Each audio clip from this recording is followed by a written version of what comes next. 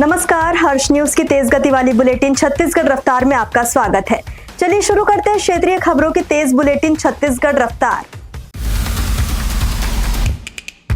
छत्तीसगढ़ में इन दिनों गर्मी तेज बढ़ रही है। प्रदेश में अधिकतम तापमान सामान्य से 3 से 5 डिग्री सेल्सियस ज्यादा दर्ज किया जा रहा है। मौसम विभाग के मुताबिक अगले 24 घंटों तक तापमान में ज्यादा बदलाव नहीं होंगे, लेकिन इसके बाद प्रदेश में 3 से 5 डिग्री तक गिरावट आ सकती है। मौसम विभाग के मुताबिक 2 दिनों में प्रदेश के कुछ इलाकों में मौसम बदल सकता है। कुछ स्थानों पर गरज चमक के साथ हल्की बारिश हो सकती है। इसके साथ 30 से 40 किलोमीटर प्रति घंटे की रफ्तार से हवा चलने की भी संभावना है। पिछले 24 घंटे की बात करें तो प्रदेश में मौसम पूरी तरह ड्राई रहा। सबसे ज्यादा अधिकतम तापमान 40.5 डिग्री सेल्सियस राजनांदगांव में दर्ज किया गया। वहीं सबसे कम न्यूनतम तापमान 14.5 डिग्री सेल्सियस अंबिकापुर में रिकॉर्ड किया गया। झारखंड में अफीम की अवैध खेती पर बढ़ते एक्शन के बाद तस्करों ने अब छत्तीसगढ़ के सरहदी इलाकों को नया ठिकाना बना लिया है। बलरामपुर जिले के कुसमी और कोरंधा इलाके में बड़े पैमाने पर अफीम की खेती का खुलासा हुआ है। मसाले की खेती बताकर अफीम की फसल बोई गई। अब तक करीब 6 करोड़ 75 लाख रुपए की अफीम की फसल बरामद की जा चुकी है। पुलिस का मानना है कि इस पूरे नेटवर्क के तार झारखंड के सरगनाओं से जुड़े हुए हैं और उन्हें पकड़ने के लिए बलरामपुर पुलिस जांच में जुटी है। चैत्र नवरात्र 19 मार्च से शुरू हो रहा है। नवरात्रि के दौरान डोंगरगढ़ के मां बमलेश्वरी मंदिर आने वाले श्रद्धालुओं की सुविधा के लिए रेलवे ने महत्वपूर्ण निर्णय लिया है। रेलवे ने डोंगरगढ़ स्टेशन पर 10 एक्सप्रेस ट्रेनों का स्टॉपेज दिया है। इसमें लंबी दूरी की गाड़ियां भी शामिल है। यह सुविधा 19 मार्च से 27 मार्च तक प्रभावी रहेगी। वहीं 4 लोकल ट्रेनों का विस्तार किया गया है, जबकि डोंगरगढ़ दुर्ग के बीच स्पेशल ट्रेन भी चलाई जाएगी। दुर्ग में सड़क हादसों को रोकने और शहर में शराब पीकर वाहन चलाने वालों के खिलाफ सख्त कार्रवाई की जा रही है।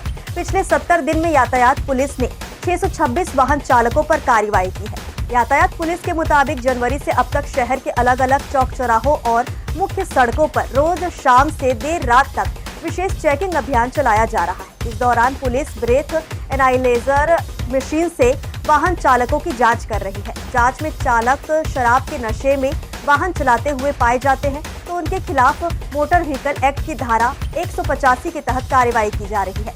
पुलिस ने बताया कि कार्रवाई के दौरान नशे में वाहन चलाते पाए गए चालकों के वाहन भी जब्त किए जा रहे हैं। इसके बाद प्रकरण को न्यायालय में पेश किया जा रहा है। मुख्यमंत्री विष्णुदेव साय आज बिलासपुर दौरे पर रहेंगे। तखतपुर के लाखासार में गौधाम योजना का शुभारंभ करेंगे, जिसके बाद गुरु घासीदास सेंट्रल यूनिवर्सिटी में पशुपालक सम्मेलन में शामिल होंगे। यहाँ प्रदेश के बाकी जिलों के गौधाम का वर्चुअल उद्घाटन करेंगे। दरअसल प्रदेश में नेशनल हाईवे और स्टेट हाईवे पर मवेशियों का जमावड़ा रहता है, जिससे हादसों की आशंका बनी रहती है। लगातार हो रहे हादसों को लेकर हाई कोर्ट ने स्वतः संज्ञान में लेकर जनहित याचिका के रूप में सुनवाई शुरू की है। इस दौरान हाई कोर्ट ने आवारा मवेशियों के प्रबंधन को लेकर राज्य शासन के चीफ सेक्रेटरी सहित अफसरों को कड़ी फटकार भी लगाई थी, जिसके बाद राज्य सरकार ने प्रदेश के सभी जिलों में गौधाम योजना शुरू करने का फैसला लिया। अब यह योजना शनिवार से शुरू हो जाएगी। शक्ति उपासना के महापर्व चैत्र नवरात्रि की शुरुआत इस बार गुरुवार से होने के कारण माता रानी डोली पर सवार होकर आ रही है। शास्त्रों में इसे महामारी या संघर्ष का प्रतीक माना जाता है, जो सतर्कता का संदेश देता है। हालांकि माता का प्रस्थान हाथी पर होगा, जो कि बहुत शुभ संकेत है। हाथी पर गमन अच्छी वर्षा, उत्तम कृषि, समृद्धि और आर्थिक संपन्नता का प्रतीक माना जाता है, जो भक्तों के लिए सुखद रहेगा। अमेरिका, इजराइल और ईरान के बीच बढ़ते तनाव का असर अब भारत में भी देखने को मिल रहा है। छत्तीसगढ़ समेत देश के कई हिस्सों में एलपीजी गैस सिलेंडर की कमी महसूस की जा रही है।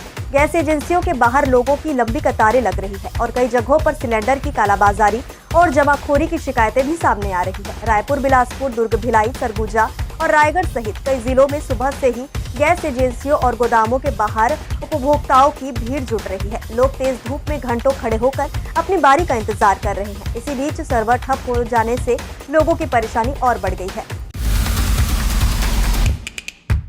छत्तीसगढ़ के कोरबा जिले के उरगा थाना क्षेत्र के पताड़ी गांव में एक युवक ने आत्महत्या कर ली। बताया जा रहा है कि युवक ने मौत से पहले एक लाइव वीडियो बनाकर अपने दोस्तों को भेजा था, जिसमें उसने पुलिस प्रताड़ना से परेशान होने की बात कही है। मिली जानकारी के अनुसार युवक ने वीडियो में कहा है कि उसे घर वालों से किसी प्रकार की कोई परेशानी नहीं है, बल्कि पुलिस कर्मियों द्वारा दी जा रही गालियों और प्रताड़ना से वह काफी परेशान था। इसके बाद युवक ने एक कमरे में फांसी लगाकर अपनी जान दे दी। घटना की जानकारी मिलते ही इलाके में हड़कंप मच गया। परिजनों और स्थानीय लोगों ने इसकी सूचना उरगा थाना पुलिस को दी। सूचना मिलने के बाद पुलिस मौके पर पहुंची और शव को कब्जे में लेकर आगे की जांच शुरू कर दी। छत्तीसगढ़ रफ्तार की आज की बुलेटिन में बस इतना ही। अपने आसपास के खबरों से जुड़े रहने के लिए हमेशा बने रहें हर्ष न्यूज के साथ। नमस्कार।